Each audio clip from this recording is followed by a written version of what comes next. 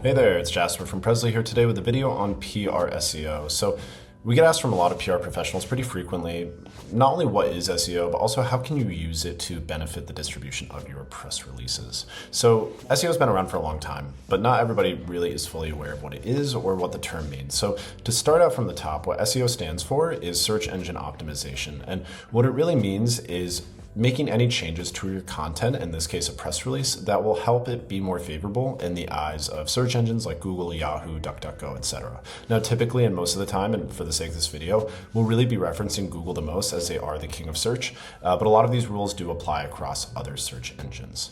So to start off, and I am going to be referencing an article we have written on the topic here, and to start, I'm just going to go through kind of the main highlights of the article one by one.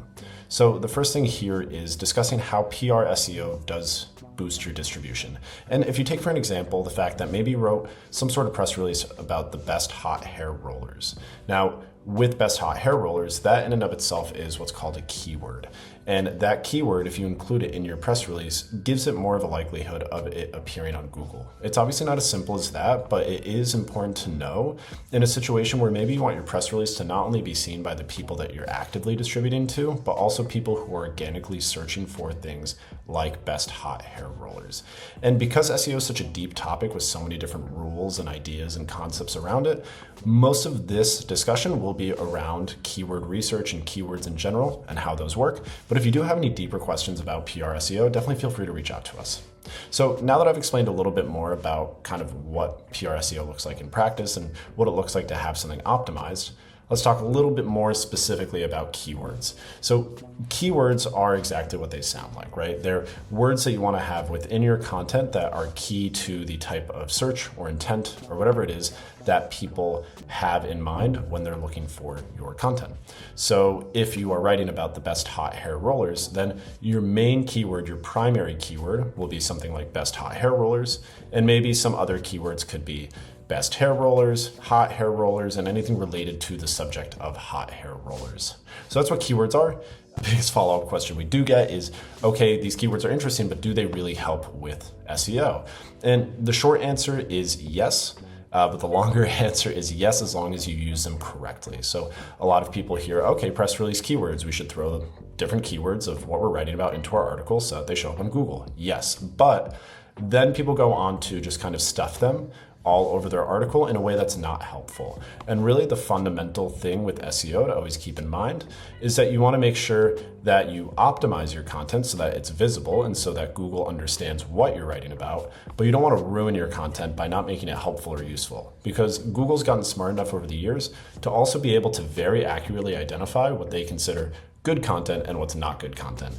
And not only has Google gotten better at figuring out what they consider good content, but also what the general public considers good content. So above all else, you want to make sure you have a good press release first, and then use these keywords to help give it better chances of showing up.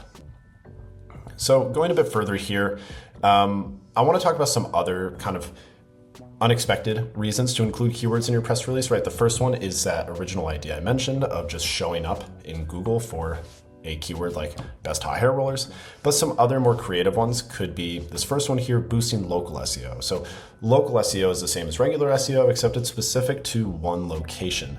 So if you have a hot hair roller company that only sells your hair rollers in Texas, then showing up for Hot Hair Rollers Texas will be much easier, and that gives your press release a nice chance of showing up for it as well. In a lot of cases, press releases can be a little bit harder to rank for SEO because they weren't necessarily written for SEO, but in local markets, it's a lot less competitive and you can have a good chance of ranking for keywords like that.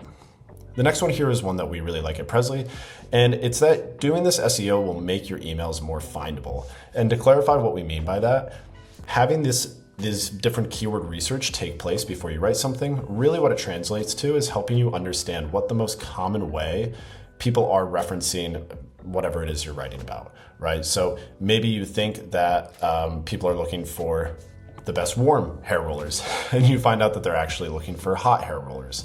And so what keyword research really helps out with, even though that is a pretty rough example there, what it helps you understand mostly is figuring out how people are talking about what you're writing about most commonly and give you the best chances of being discovered. And how that translates to making emails be findable is that if you're a journalist looking to write about a certain topic, you're going to be searching through wherever you can to try to find access to experts to give you more information about that topic. And you're even going to dig into your email and start searching for different phrases related to your topic to see if anybody's already sent you any information on it. And so in the example we have here in the article, right, if you are writing about lawn chairs and you search lawn chairs in your email, maybe you'll find an email from somebody who did some keyword research and had the right words around lawn chairs showing up in their inbox. So that's a bit more of a creative way in how SEO will help you a bit more down the line. And while it does sound very unusual, it is something we've actually seen firsthand take place with both PR professionals and also journalists. Next up here, we have using newswires. And really why we mention this is that while your newswire is already going to be distributed, you can give it better chances of getting more eyeballs on it if you do some preliminary keyword research as well. Finally, we have social media. And social media, we put the kind of here in the article because generally we don't even recommend really sharing press releases through social media. They're not a core distribution channel to do that with. But if you do, social media channels are becoming more like search engines. If you think of people looking on Instagram or TikTok to find restaurants, for example, they are very commonly being used as search engines. So having keyword research and having proper SEO for your press releases, even on social media, can give you better chances of just being more visible overall.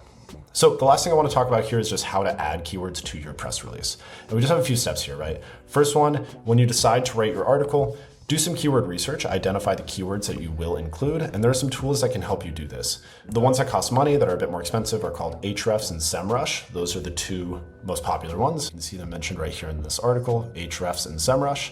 But if you want something free and you have access to a Google Ads account, which you can also set up for free, then you can use their keyword planner, which also can help you identify what the most commonly bid on keywords are that advertisers are spending money on, and that can signal to you what people are searching for the most. The next step is to actually write your content. And again, like I mentioned before, keep those keywords in mind, but don't let them control your content, and don't use keywords at the expense of making bad content. Make sure that you're still writing good content and just use the keywords in a place where they'll be helpful.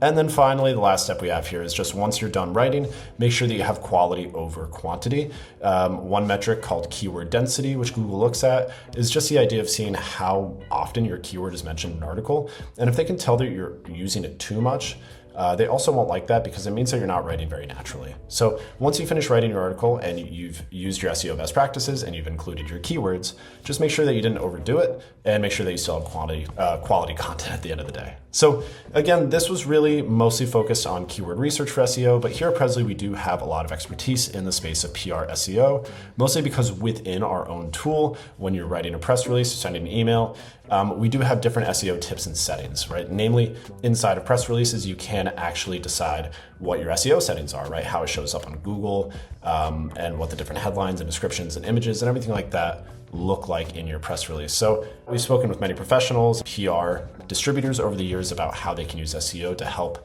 boost visibility over their articles. So if you have any questions about PR SEO, you want to know more, reach out to us. We'd be more than happy to help you. Hope you have a great day. Thanks so much. Bye-bye.